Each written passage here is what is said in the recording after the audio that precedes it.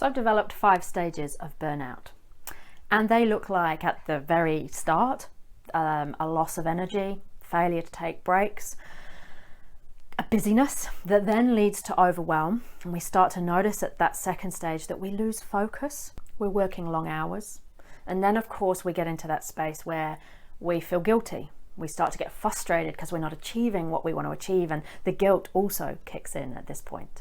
Anxiety can be common around this time because we feel like we're not coping. We're often struggling to sleep as well, which again exacerbates some of this stuff. And then it gets really serious, and then it gets to the point where our mental health starts to decline. We start to notice we are disconnecting, we are losing motivation. There's this feeling of discontentment and exhaustion, which of course then goes on to the point at which we check out totally. And then we can feel this sense of hopelessness, this loss of hope. Often depression may kick in at this point.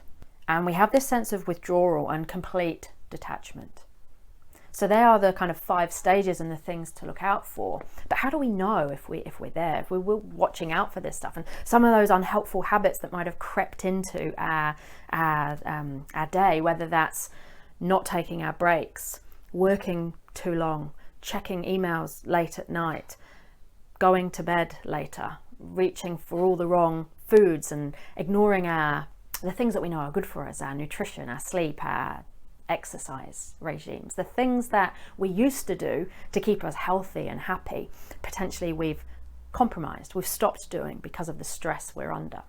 They're the signs to look out for. And the best way to check in with this for you is to do a bit of an audit. I like to do an energy audit. And it's almost like if you imagine, you know the analogy around cups. You can't pour from an empty cup. How full is your cup? That's been bandied around a lot over recent years.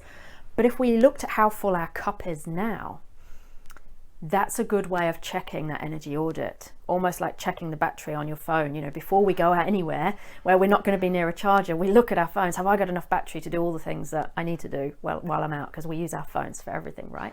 And it's the same for us. Can I check in internally and see what my internal battery level is?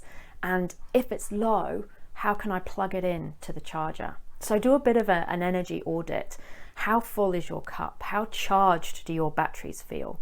And if you're feeling a bit low, if some of those things ring true, then take action. That's the time at which to start investing in this stuff so that you don't run out of battery completely and shut down.